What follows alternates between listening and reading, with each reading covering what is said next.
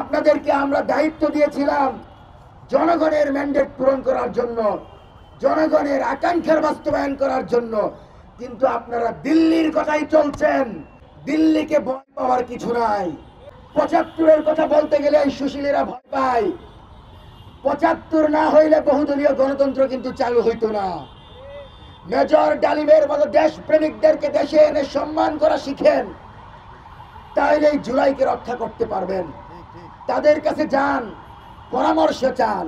আমরা কাউকে ভয় করি না।